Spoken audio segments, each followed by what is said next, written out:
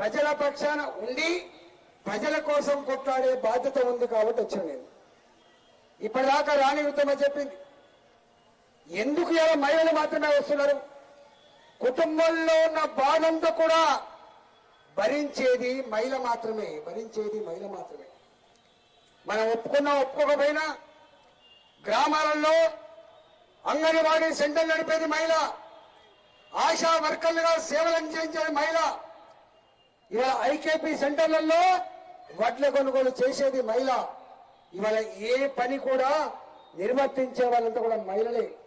చివరికి భర్త మండల హెడ్ క్వార్టర్కి పోయి యూరియా బస్తా కోసమో విత్తనాల బస్తా కోసమో బ్యాంక్ కోసమో పోతే కూలీలను తీసుకొని, కూలీలు లేకపోతే సొంతంగా సర్ది కట్టుకొని పొలం కాడికి పోయి వ్యవసాయాన్ని చేసేది కూడా మహిళనే.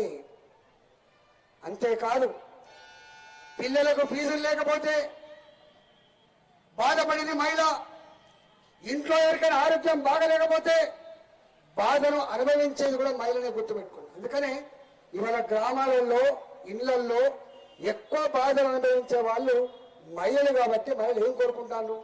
ఇవాళ మా మహిళలు కోరుకుంటున్నారు, ఒక ఇంట్లో క్యాన్సర్ పేషెంట్ అయితే, ఒక ఇంట్లో తన కొడుకు బయటకు పోయి యాక్సిడెంట్ అయి సావు బతుకుల్లో ఉన్ననాడు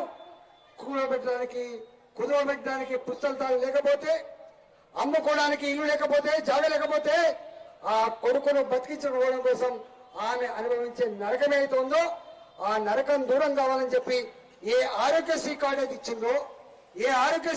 ఇచ్చిందో అది సరిగ్గా అమలు చేయమని చెప్పి నా ఆడబిడ్డలు కోరుతా ఉన్నారు. దానికోసం వచ్చాయి. ఇవాళ నరేంద్ర మోడీ గారు అనుకుంటే వచ్చే ఖర్చు పెళ్లి ఖర్చు, అనుకుంటే వచ్చే ఖర్చు ఇల్లు ఖర్చు, కానీ పిడుగు మీద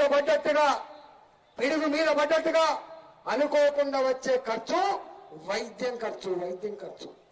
ఎప్పుడు ఎవరికి క్యాన్సర్ వస్తుందో, ఎప్పుడు ఎవరింట్లో యాక్సిడెంట్ అవుతుందో, కాబట్టి అలాంటి పేద ప్రజలకు వైద్యం అందించాలని చెప్పి నరేంద్ర మోడీ గారి ప్రభుత్వం ఆయుష్మాన్ భారత్ కింద 10 లక్షల రూపాయల ఇన్సూరెన్స్ స్కీమ్ ని అమలు చేస్తున్న విషయం మీరు అందుకుపుచ్చుకోవాలని చెప్పి మేము కోరుతా ఉన్నాం.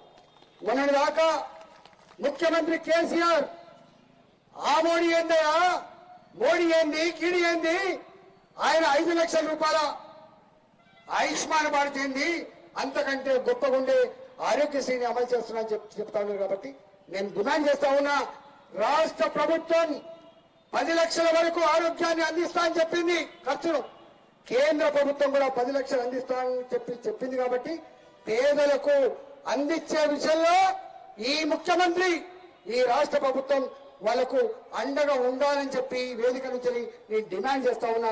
అందుకోసమే మా మహిళలు ఎదురు చూస్తున్నారు. ఇవాళ